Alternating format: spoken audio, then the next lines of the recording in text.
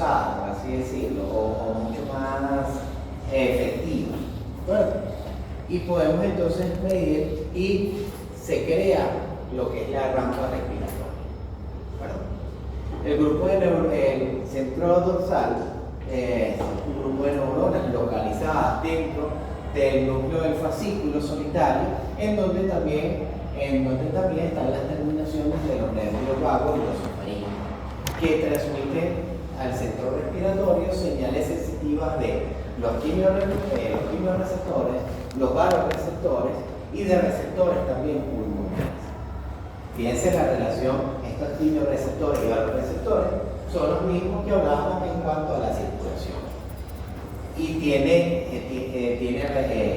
sentido. Si hay un aumento, hay una disminución de la presión arterial, ¿verdad?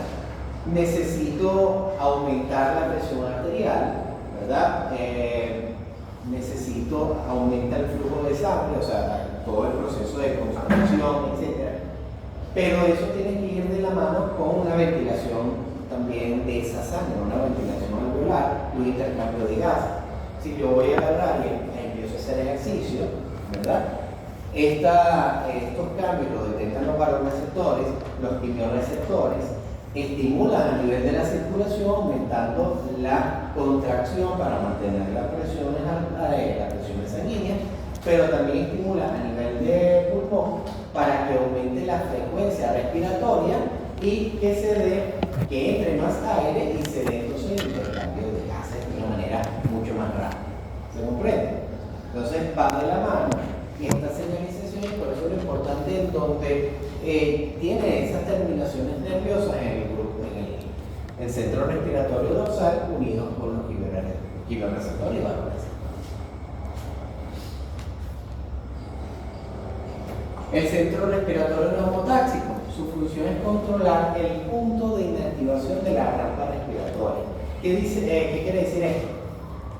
Que si yo empiezo a inspirar, va a llegar un punto en donde ya no puedo inspirar más y automáticamente se corta la respiración y expiro. No puedo hacer eterno, quedarme en la inspiración. Llega un punto en donde se estimula el centro neumotáxico, detiene esa inspiración y se da la respiración. Entonces, si se activa entonces, aquí el centro neumotáxico, desciende totalmente la rampa inspiratoria de una manera vertical y se detiene lo que es la expiración y se da la expiración. Si nosotros incluso analizamos nuestra expiración con respecto a la inspiración es mucho más rápida, es mucho más profusa la expulsión de aire. El centro respiratorio ventral estimula la inspiración y la expiración cuando se requieren niveles elevados de ventilación pulmonar, como en el ejercicio. Y se describe también un centro amniótico que en determinadas circunstancias envía señales al grupo de neuronas dorsal para impedir o retrasar la inactivación de la señal de rampa inspiratoria.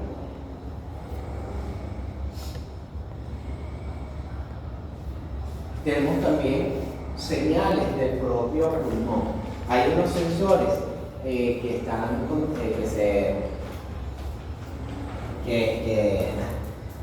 ubicados en las porciones musculares de las paredes de los bronquios y de los bronquiolos, que detectan cambios en la insuflación del pulmón, y a cierto punto ellos se estimulan para entonces inhibir esa insuflación, ese llenado pulmonar de aire, o sea, esa expansión. Él empieza a expandirse, pero llega un punto donde se activan estos sensores, ¿verdad?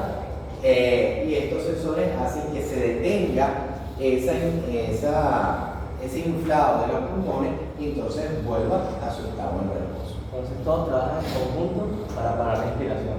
Todo trabaja en conjunto para que, llega un punto en donde, ya tenemos que descender la expiración,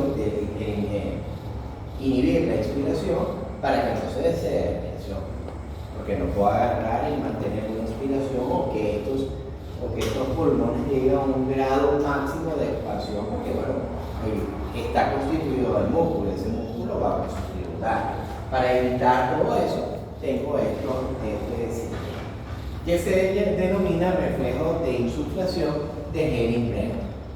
Y aproximadamente a los 1.5 litros de aire que entra a los pulmones ya se activa este reflejo. ¿Alguna pregunta, duda hasta este momento? Y cuando yo hago una inspiración forzada,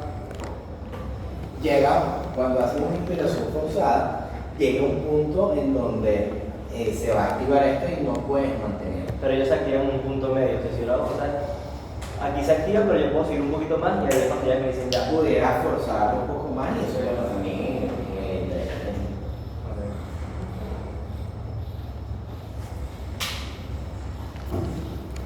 Además de estos controles, que hay un control por los quimiorreceptores, ¿verdad? Y los vasoreceptores, que van a detectar los quimiorreceptores. Okay. Las variaciones metabólicas, ¿verdad? De oxígeno o de CO2, aunque se describe más que sea de CO2 hidrogeniones que del mismo oxígeno, dependiendo a veces del autor, etc. Pero al final es la misma vaina. Disminución del oxígeno, aumento de CO2 hidrogeniones. Y ellos van entonces a mandar una señalización ¿para qué? Para que aumente la frecuencia respiratoria. ¿Dónde se ubican los quimiorreceptores? Se van a ubicar en el callado de la aorta y en ¿dónde más? Y el seno carotídeo. ¿De acuerdo? ¿Tú? Porque está nervioso. Tenemos otra regulación que se llama regulación química o control químico de la respiración. Siempre lo digo, no es lo mismo este control químico de la respiración a lo que está descrito con los quimiorreceptores. Aunque pareciera, porque bueno, quimiorreceptores, químico es la misma broma. No, control químico es una cosa y el control por los quimiorreceptores es distinto. Porque el control por los quimiorreceptores, al final, ¿qué tipo de control es? Es nervioso, es hormonal, es local. ¿Qué tipo de control es? Ese es el control. Nervioso. Es un control nervioso que detecta unos sensores, los cambios químicos en la sangre y genera un control, una activación nerviosa para que entonces aumente la frecuencia respiratoria. Pero es nervioso. Pero tenemos un control químico que es totalmente distinto. ¿A qué se debe este control químico? Cerca del centro respiratorio hay unas células que se llaman células quimiosensibles. Estas células detectan los cambios químicos a nivel del intersticio, del intersticio circundante del centro respiratorio. ¿De acuerdo? Y es estimulado por las concentraciones de hidrogeniones. ¿De acuerdo? Pero ¿qué pasa? Los hidrogeniones no pueden traspasar la barrera hematocefálica, pero sí lo puede traspasar el CO2. Siempre que hay hidrogeniones elevados, el CO2 va de la mano. Esas son las presiones parciales de CO2 aumentadas, nos dice que las concentraciones de hidrogeniones están también elevadas. Pero uno no puede pasar y el otro sí. ¿Qué ocurre? Entonces va a haber una reacción química en donde el CO2 que sí puede traspasar la membrana, ¿verdad? Esa barrera hematocefálica, el CO2 transfunde hacia lo que es el centro respiratorio, pasa esa barrera, pero quien estimula con las células quimiosensibles es el hidrógeno. Ocurre entonces una reacción. Este CO2, ¿verdad? Que está en aumento en la sangre, aumenta sus concentraciones, pasa la barrera hematoencefálica y se une con el agua. Al unirse con el agua, crea bicarbonato. Y al unirse con el bicarbonato, crea ácido carbónico. Y al unirse y al formarse el ácido carbónico, este se puede entonces degradar a hidrógeno y bicarbonato. El bicarbonato pasa a la circulación y los hidrogenos que van a hacer estimular a las células quimiosensibles. Al activarse, al estimular esas células quimiosensibles, ¿qué ocurre? Hay un envío de señalización para aumentar la frecuencia respiratoria y aumentar entonces la ventilación pulmonar. Bueno, ¿se comprende? Disminuye el pH con el aumento de las concentraciones de CO2 y hidrógeno. Si hay una disminución del pH, porque hay un aumento de él, ocurre esta reacción. Y esta reacción está dada por qué? Por una enzima que vamos a empezar a ver por acá, que se llama ligrasa carbónica. Si ven un poco en la flecha, esta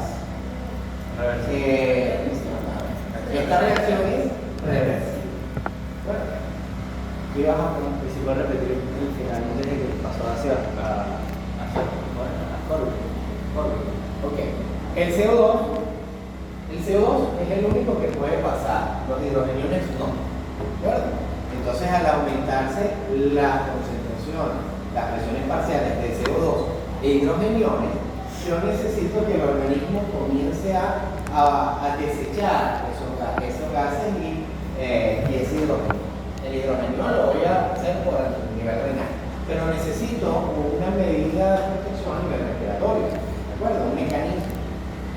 ¿Qué ocurre? Entonces el CO2 que sí puede traspasar la barrera hematoencefálica, el CO2 al traspasar, gracias a una enzima que se llama ligrasa carbónica, se va a unir con el agua y va a formar ácido carbónico. Y ese ácido carbónico, gracias a la ligrasa carbónica, se va a degradar en hidrogeniones y bicarbonato.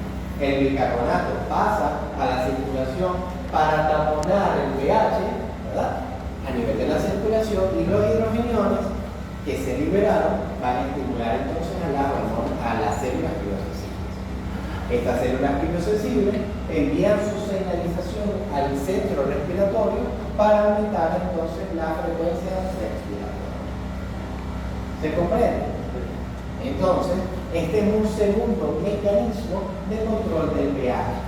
Porque se disminuye el pH, porque hay un aumento en las presiones parciales de CO2 y las concentraciones de hidrogeniones, disminuye entonces el pH y a nivel respiratorio, que es la segunda línea de control del pH, ¿cómo hago para sacarlo del organismo? Aumentando la frecuencia respiratoria, aumentando esa respiración para que entonces pueda eliminar ese gas. ¿Y cómo lo hago? A través del control químico de la respiración. Este control es un proceso que también atiende el proceso agudo, que es un proceso que por ser agudo, o sea, por activarse rápidamente y por tener este tipo de control a nivel de la respiración, es algo débil. Porque ¿quién va a tener un control máximo del pH a lo largo del tiempo a nivel renal? Porque es el que se va a encargar de eliminar los hidrogeniones. Yo estoy aprovechando acá para eliminar el CO2, está muy unido a las concentraciones de hidrogeniones, pero al final tengo hidrogeniones, necesito eliminar entonces también esos hidrogeniones. Y vamos entonces a ver el papel renal de ese control del pH para la eliminación de los hidrogenos. ¿Preguntas, dudas hasta acá? Está claro lo que es el control por quimioreceptores y el control por la regulación química de la respiración. Dos No sé por qué en el examen me coloca que es los quimiorreceptores. No. Quimiorreceptores es una cosa, células quimiosensibles son otras, control de quimiorreceptores es una cosa, control químico de la respiración es otra. Sistema de control de los quimiorreceptores, la disminución de presión parcial de oxígeno estimulada a los quimiorreceptores, los cuales envían señales por el nervio de Gehrig, cuerpos carotidios o el vago, los cuerpos aórticos, a la zona respiratoria. Y hay un efecto de aclimatación. Este efecto de aclimatación, ¿qué nos explica? Se ha visto de que por lo menos los montañistas van a subir a una montaña de gran altura, pero no pueden agarrar y subir a los cerros, sino que hay estaciones en donde tienen que transcurrir cierto tiempo para aclimatarse. Uno escucha la palabra aclimatación, clima, y dice, bueno, es para acostumbrarse al frío, pero no es para acostumbrarse al frío. Yo no creo que alguien se va a acostumbrar a menos 40 grados centígrados. No. El efecto de la aclimatación refiere al control respiratorio. Hablamos de que un control, ahí está el control químico, que es algo rápido, es algo rudo. Si yo agarro y comienzo a una actividad física o se genera un aumento del metabolismo y genera mayor cantidad de CO2 y de hidrogeniones, voy a llevar al control químico de la respiración. Pero, como decíamos, un control débil. Y a nivel renal es quien se va a encargar de controlar esos pH. ¿Qué les quiero decir con esto? Una disminución rápida del pH va a activar el control químico de la respiración. Pero el control renal se va a activar de una manera mucho más lenta, porque es la excreción, ¿verdad?, de los hidrogeniones. ¿Que va a ser más efectiva? Sí, pero yo tengo que controlar rápidamente el pH y lo hago con la respiración. Si yo respiro más rápido, ¿qué hago? Consumo más oxígeno. Si consumo más oxígeno también hay una fuerza, un trabajo respiratorio importante que estoy haciendo, por lo que entonces hay un gasto energético mayor. Si nosotros lo agarramos y lo lanzamos a una expedición a Pico Bolívar, tenemos que irnos por estación, porque cuando lleguemos a la primera estación, nuestra frecuencia respiratoria está máxima. Vamos a tener una frecuencia respiratoria elevada, porque estamos en ese control químico de la respiración. Pasados ciertos días, ¿qué es lo que va a ocurrir en nuestro organismo? Se va a estabilizar, ¿verdad? Y al cabo de 2 a 3 días se pierde la sensibilidad a las variaciones parciales de las presiones parciales de CO2 e hidrogeniones arteriales, siendo más importante la presión parcial de oxígeno captada por los quimiorreceptores. La respiración va a ser, la frecuencia respiratoria va a disminuir y va a ser mucho más efectiva en cuanto a la insuflación, la inspiración para captar más oxígeno, ¿de acuerdo? Y que sea más pausada esa respiración. Bueno, no tanto tomar en cuenta los CO2 porque aumentan la frecuencia respiratoria, sino las disminuciones o las concentraciones parciales del oxígeno para que la respiración sea más efectiva. Pero a su vez, a nivel renal, como estoy controlando el pH, esto ayuda a que el control químico de la respiración disminuya realmente su protagonismo. ¿Me explico? Entonces, y es lógico, si yo voy aumentando en altura, ¿cómo están las presiones parciales de oxígeno ambiental? Están menor, disminuye. ¿De acuerdo? Al disminuir, si yo respiro rápidamente, lo que voy a hacer es causar incluso una hipoxia, y puedo causar también una hipoxia, puedo causar una, ¿cómo se llama?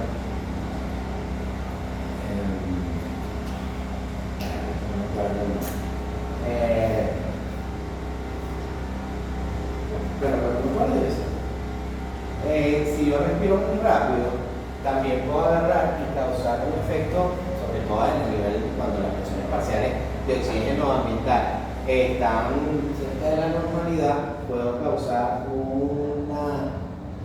una alcalosis respiratoria, que quiere decir que estoy expulsando más cantidad de CO2 de lo normal y la persona se desmaya. Y crea una alcalosis respiratoria. Ustedes han visto esos videos de la gente, no sé, un cantante ahorita famoso que la gente se vuelve loca. Chayanne.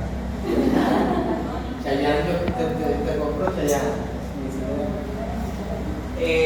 La gente se vuelve eufórica, empieza a hiperventilar y se desmaya. ¿Por qué se desmaya? Porque aumenta la cantidad de oxígeno que está inspirando, pero la cantidad de CO2 es mayor a la que está expirando y crea una alcalosis respiratoria. ¿Y qué ocurre? La persona se desmaya. ¿Qué es lo que uno hace? Bueno, con una bolsa, sobre todo una bolsa de papel, agarrar y que respire para que ese CO2 vuelva a entrar y entonces se regule el viaje. Eso pasaba mucho, yo lo veía cuando era pequeño en los congresos, en los conciertos de Michael Jackson. Entonces la gente, ¡ay, muerta la cara! Desmayada. Decía, después de ver a Michael Jackson, la plata que debió haber costado su concierto, van a respirar bien, te vas a desmayar y vas a perder todo. Pero por lo general, O los Backstreet Boys cuando estaban todos los artistas que van a dar concierto a Chile les pasa, pero es a los que están cantando en Chile. En Chile. Claro, pero es que como están las presiones parciales, eso ocurre una hipoxigenación.